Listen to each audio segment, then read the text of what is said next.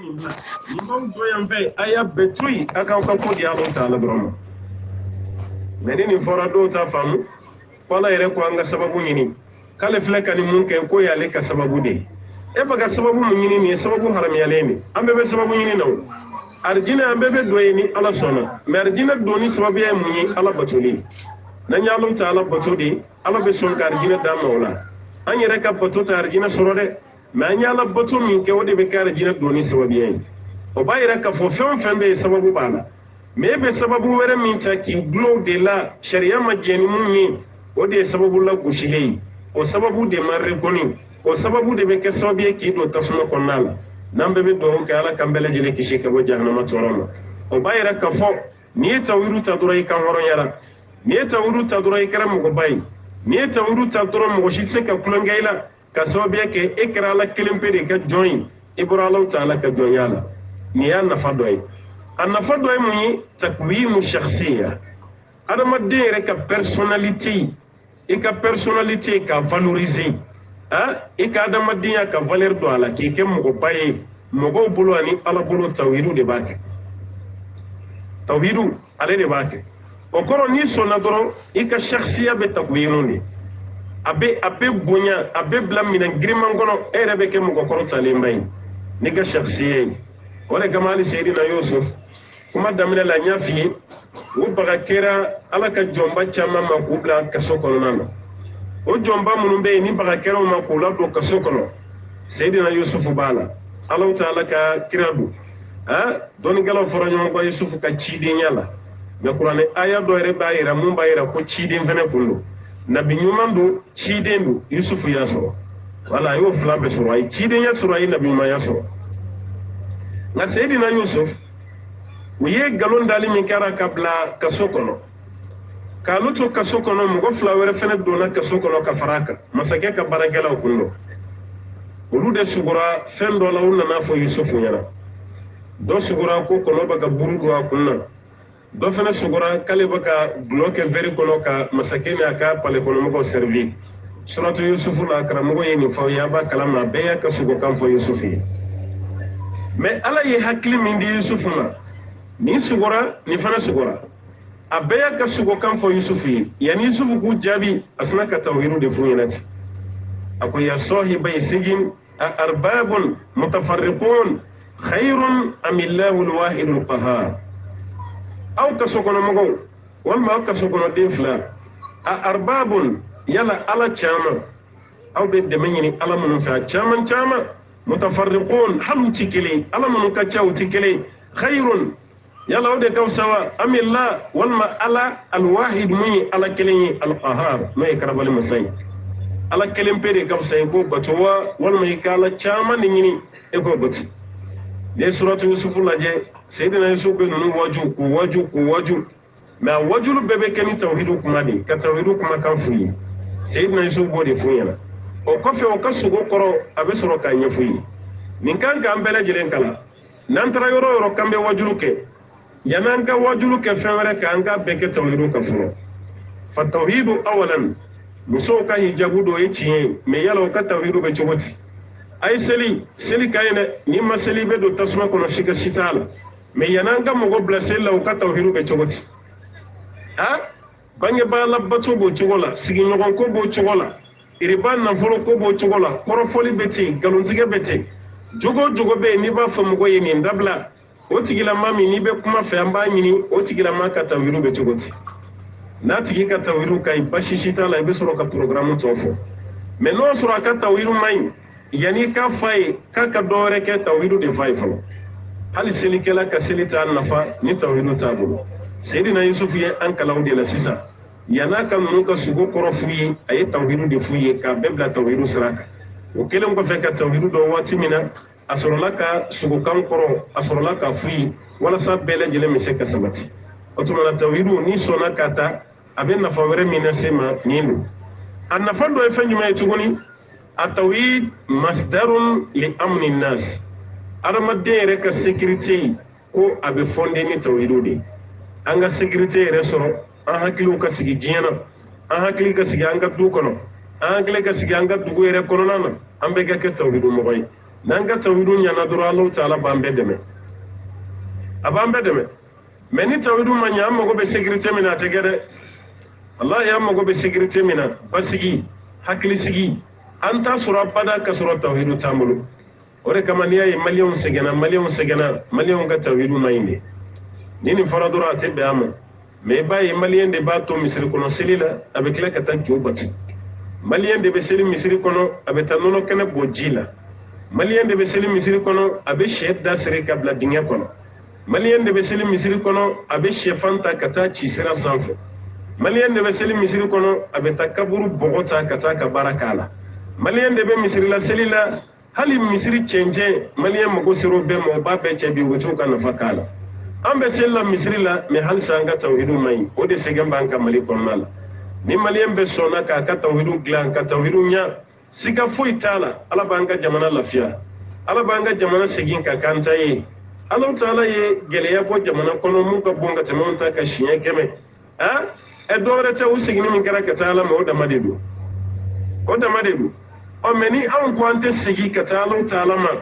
ambe doni gani jogola de ambe doni gani insécurité la ambe doni gani popapola ambe doni gani hakli sigi baliya la anga du nanga jamana konnala e ma Allah taala ka kuma kam me Qur'an ko suratul an'am الذين آمنوا ولم يلبسوا إيمانهم بظلم أولئك لهم الأمن وهم مهتدون الله تعالى كم أمن لمن يرى نمو كلمن ينغمي نغنيا بظلم الظلم هنا الشرك وكلمن يوم ينغمي نغنيا نفلان كفويا فوي أولئك لهم الأمن أراكو حكلي سيجي ولوتي رتين وهم مهتدون كل تجلا مغود فنكندلين وحكلي بسيجي جينا kiyama kene ka feno ni kanda de be wuli parce que mundo olu de kera tawdu moy olu tawdu kelene do o bayra mo ko be fon fena jiena anga ko be di alama nanya be di alama siga sitala Allah taala bandeme anga tawdu be nya ani ala chela be dia nanya Allah taala dele abanga do jabi kada kama dore shi batuni ala te no kera ka wala mana fon fenyini amana fon fenyini ala fe ala ba be la jilenke ani النفض فنفن جمعي التوحيد مصدر لقوة النفس هذا مديني كفنغ الدعاء إكا داير لكيتي جيدا موشيكني ألتي توحيد دباك إيرني إبه فنغ الدعاء كتلا كدالا إتي دمني نيورشي ني ألتي وإذا لم بالا فنفوي تسيكي دمي ني ألوتا ألتي نمومولا سيمو غما ويتوحيد دي ala kira sahaba kalawla sallallahu alaihi wasallam kren yala Abdullah ibn Abbas ka hadisa be Tirmidhi binani hadisani ga kene fene Abdullah ibn Abbas akwani kira kuma nyogon no fe donola ala kira yi kan do ma ko ya ulam ako kamaleni mini kala kuma kandama dola sawallimuka kalimatin mini kala kuma kandama dola ka kuma kandama noni ka tanga ka durshi ayada men fanjumai fa iza sa'alta fas'alillah ni be deli fen fen ke ki ka Allah taala de deli koro ni be deli fen fen ke ni jigi da da maden shika ka deli ka la kelim be de deli wa iza sta'anta fasta'in billah ni be de me fen fen ni ka de me ni ala kelim be de fe ni be deli ka ala kele ni be de me ni ala kele emay ala ka cirin sna ka kamleni kala fen jumana at-tauhid ka bla ka ke tawhid mo boy akayoro majiya ka bo shirku yalla كلاك فايكون جيت بين جل فرلا نوعك ولو أن أمة اجتمعوا ولا أن ينفعوك بشيء لن ينفعوك إلا بشيء قد كتبه الله لك قد كتبه الله لك ni adamade manton jina be farla nyonga ko be fendo na falla sima ala kala ko mo washise kam wonna fa falu taala musabe kadima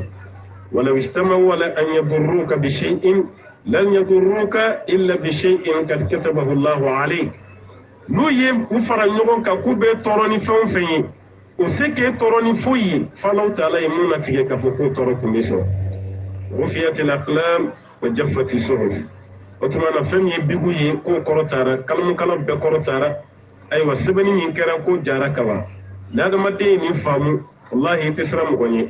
هلا يردما بنيغون بغا كارسام بي فغا مي بو be korote chila ite densoro ite furutuguni ibi shibe ke ite furu afa yete alai nyede ta mene mala ta mene jigidale mala ta alaka ومن يتوكل على الله فهو حسبه ما من يجي دالك على بلا وسا نفر على كراي كتمو أني نقول بفي بسرا نمفهم غير درو بسرا مليان كتاويرو كفجنا نين دوي بغبادرو كو كرساني كلون لامبي مبي فقا الله يا بسرا وتجيني كتمالك أبسرا وتجيني كتمالك أني ربا فو بمنغانا wala tay cien me soma fene ko sebe donindo akora fenjumay ndalen do ala ko la mente kulanga soma fana na de kuma koray ni mente kulanga soma wallahi sando la bamako kaba ko do kara na kadala ka fada maddi malien ka tawidu amangren ko malien be sella be tawidu to malien bo de akanan toro de akoro de anganga tawidu gla abe sanduru woro bo sisa ne yɛrɛ dara sunɔgɔ la n bɛ sunɔgɔ la ka daminɛ t'a dɔn 1 heure du matin fo 2 heures ka taa o kɔnɔna na ne ka telefɔni sonnera a sonnera kabini n bɛ sunɔgɔ la fo n bɛ ka kɔnɔ telefɔni sonné kan fɛ kɛrɛ kɛrɛ kɛrɛ kɛrɛ kɛrɛ kɛrɛ kɛrɛ kɛrɛ kɛrɛ a bɛ sonné cogo min na a bɛ sonné ten ne yɛrɛ ɲɛ b'a la nin tigi ba ka telefɔni ci a ba ka ci a ba ka ci ne dɔnbaga numéro tɛ n y'a lajɛ n dɔnbaga tɛ ne taga ta mais a ta ka telefɔni ci dabila ni jonga ta ina soro kibora do be ni shudu klala do be fe ka fonyi ne telefoni ta walo ako salamu alaikum ustaz wa alaikum salam ko ko ita do ngo ko ita ustaz be nyama de ne ma sega sunogo e ngo mungara ko de mabli ko no sotrama ale ni do de sira nyogo makelela ko tigi ko kabale fa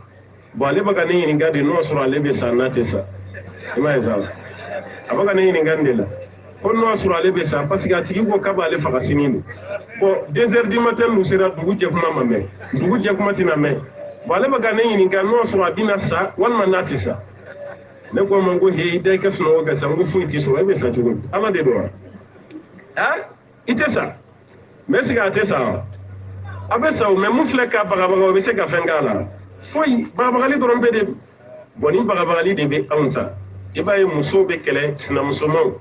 do ba fo ko a fo no soro ne teni no te te denda yi kola e maye a fa tigi ne viene tame mala tame ala de be dendi mo ko ma te dendi ne bebe muso do be ya cheba furusa ni che ya furusa chebe klaka fo muso mo fo no soro ne de te karsala kai no te bi shi be ke te furu chewre matugo ne bebe fo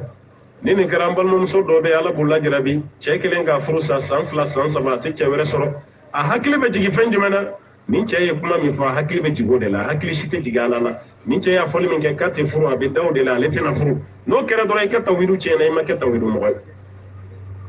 a ye kɛ tawidu mɔgɔ ye dɛ hali an ka pɔn nin dilantɔ la 3e pɔn bamakɔ yen sutuba pɔn kabako dɔ dɛ 2012 problème min filɛ ka mali sɔrɔ halisa n'a tɔ bɛ sen naani a tɔgɔ jɔbɔtɔla dɔ de fana farala ɲɔgɔn kan ka taa se a wagati président ma minnu kun bɛ taga jo bato ye yɔrɔ tɔgɔ de ko suta dunun o bɛ taa ni sɛ ye ani saga misi o b'a bɛɛ faga ji nin na ye